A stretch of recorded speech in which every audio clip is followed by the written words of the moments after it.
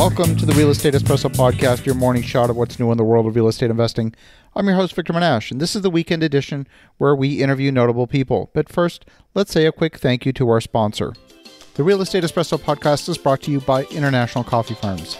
Based in Boquete, Panama, International Coffee Farms owns and operates 10 specialty coffee farms. These farms are subdivided into half-acre parcels, many of which are available to people interested in owning offshore real estate. These can be purchased for as little as $18,000. Your land will be managed on your behalf and will produce cash flow in perpetuity. I've got to know the principals of International Coffee Farms over the last several years, and they run a quality operation.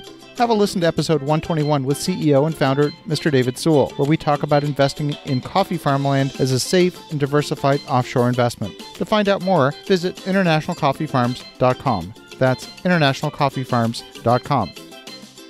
We're back. On today's show, we have two great guests, but before I introduce them, let's set a little context.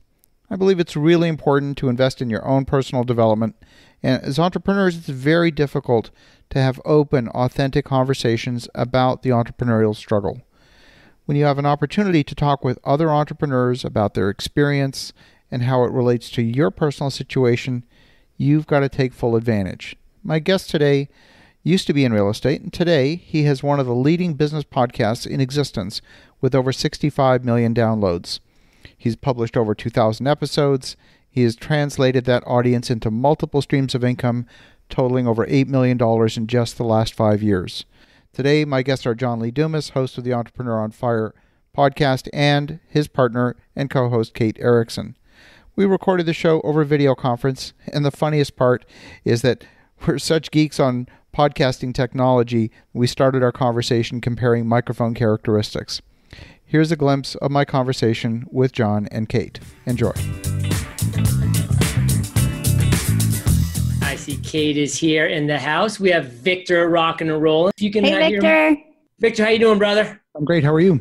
Very, very. Is that an ATR 2100 you have in your mouth, Victor? It is. It is. Love it. How do you like it, Victor? I like it a lot. It's great. It's got lots of rejection off axis, and which is what you want. Big time. Yeah. So I use the USB. I see you have the XLR. I've actually got both. In fact, what I'm going to do, I'm going to keep a local copy of my voice just in case there's some internet jitter. So if you need a backup copy, I'll have a backup copy. Oof. Awesome. Thank you. Okay. Cool. And John, you've got this recording and everything too? Yeah, got a recording all set up. Awesome. Yeah. Well, John, great to reconnect again. I'm the host of the Real Estate Espresso Podcast, a daily show. We're doing 7 days a week now. And I've got to say, I got to credit you with the inspiration. Just listening to you every day told me that I could do it. And You can, brother. And you're doing it. I love it. I am. Now just get to episode 2000. That's right. Well, I'm at episode 210 right now. Dude, it's going to come quick. I know it's going very fast, and the show's doing great. It's growing well. I had 950 downloads yesterday. So wow! Imagine that was the entire audience at Podcast Movement for Pat Flynn was like 2,000 people. That's wow. that's what you got to keep in mind. Wow!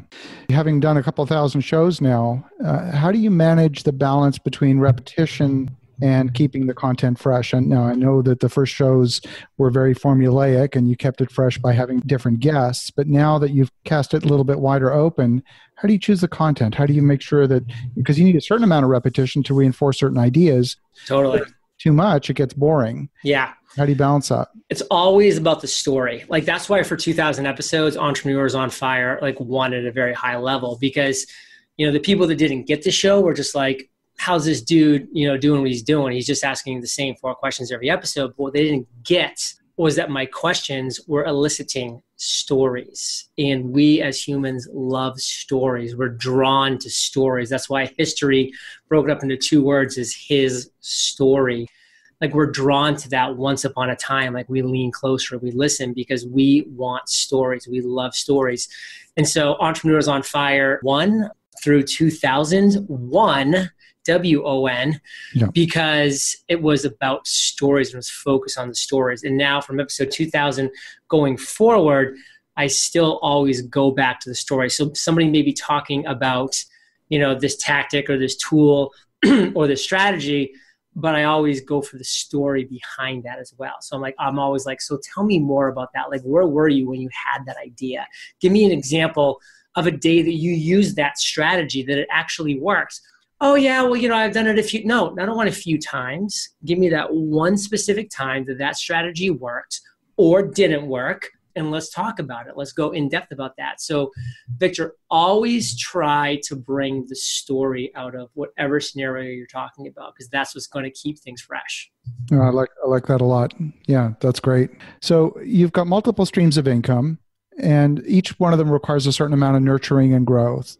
And how do you juggle each of them without falling into the trap of multitasking?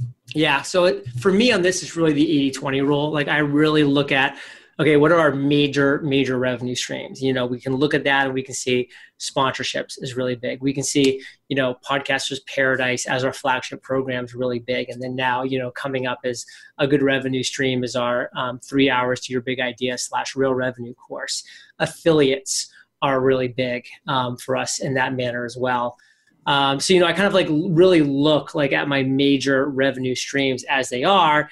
And then within those, I break it down. So even like, let's go into affiliates. Like I'll even look within affiliates now and be like, well, who are the major affiliates that are bringing in the 80-20, the vast majority of the revenue of, one of my top 4 revenue streams. And of course, one of those is absolutely ClickFunnels.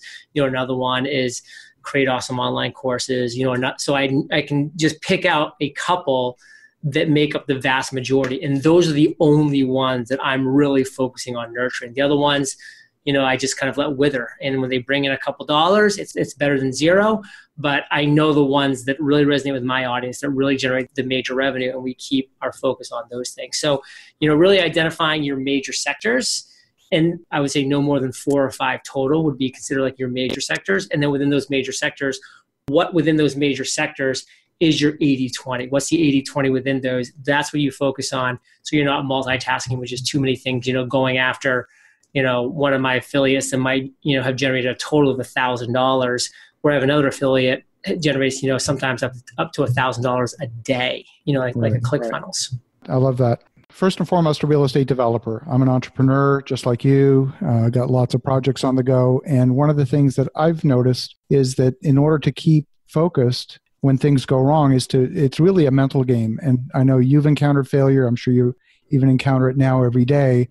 So my question is, when you get that sinking feeling in the pit of your stomach and it's happening and it's going to be embarrassing and all that kind of stuff, what do you tell yourself in the moment as it's happening so you stay focused on solving the problem? Yeah, it's always going to be a struggle for every human being out there. And that's one of the things that I do actually say to myself, to be completely honest with you, is I'm a big lover of history. Like I loved reading the book Sapiens, which by the way is an amazing book about the evolution of Homo sapiens and just mankind. And I just love kind of consuming content about that. And one thing you realize when you go back and you read, books about that. And then right now I'm reading an autobiography of Claudius Maximus back from Rome. And it's just like, excuse my French, but it's like, same crap, different day, like literally. And like for them, that was 3,000 years ago, Claudius. And then, you just see that we're just these human beings that are always going to have these doubts, always going to have these fears, always going to have this imposter syndrome, just rearing its ugly head, just saying, listen, like you're going to fail, like you're not going to make it, like something's going to happen and it's going to be a disaster. And like that is why we are here talking today, because we as humans have this fear that is innate in all of us that drives us to do more, to be better, and to not rest on our laurels, but just to always push. So when you're feeling that, you could just kind of say, you know what? This is a real feeling that I'm having, but it's because I'm a human being. So let me just embrace it, realize that no matter from Richard Branson, all the way down to somebody that just started an entrepreneurial journey yesterday, they're still going to have the similar range of emotions that we all have as entrepreneurs, period, end of story. And that's just what I look in the mirror and I'm like, you know what? You're a human being. And like, that just kind of like snaps me back and be like, oh yeah, that's why I'm having these thoughts. So, right. Yeah. No, I love that. Yeah, I actually did want to kind of circle back to one of Victor's questions about juggling multiple revenue streams and not multitasking. A point that I really love to make a lot when people ask us about like the different revenue streams and how we manage all of that is that not any one of those revenue streams was built simultaneously with another. So if you look at it as like building the baseline for the podcast and the sponsorships, like we did that and we fully focused on just that. And once that was set up and we had systems in place to help run that, then we got to creating Podcasters Paradise. And then we just focused on Podcasters Paradise. We built it out. We built the community. We built the membership site. Once that was going and we had systems in place to help support that, then we started with our affiliate relationship. So you kind of get what I'm saying, where like none of it was built simultaneously. It was one step at a time to building something out, creating systems, and then feeling comfortable enough to move on to the next area, if you will. Yeah, a big mistake people make is like they look at somebody right now and they see where they're at and they think that that person just went like that and then all of that was happening for them. But every single person you see that you look up to in the business world, the entrepreneurial world, or wherever it might be, like they got there literally one step at a time, every single person. So that's it's a good way to end it. Anything else, Kate, before we say sayonara? No, just super glad that you guys came and hung out with us tonight. It was great seeing you all at Podcast Movement. Cool. And yeah, Victor, great to see you. Hope you guys have a great night and happy podcasting. Cool, brother. Glad you joined us today. Well, thank you so much. Bye. I loved that conversation with John and Kate. I definitely learned something from that discussion. Here are people who have learned by trial and error and with the help of mentors over a 5-year period. Are really at the top of their game. I've been only hosting a daily show since the beginning of the year, but when I compare the quality of today's shows to the very first few, there's a noticeable improvement.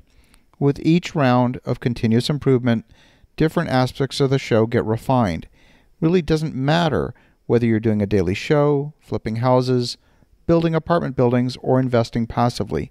The process of continuous improvement is one that I'm addicted to, and I suggest something that you should focus on too. As you're thinking about that, what are the areas you want to focus on improving? Have an awesome Labor Day weekend. Go make some great things happen. We'll talk to you again tomorrow.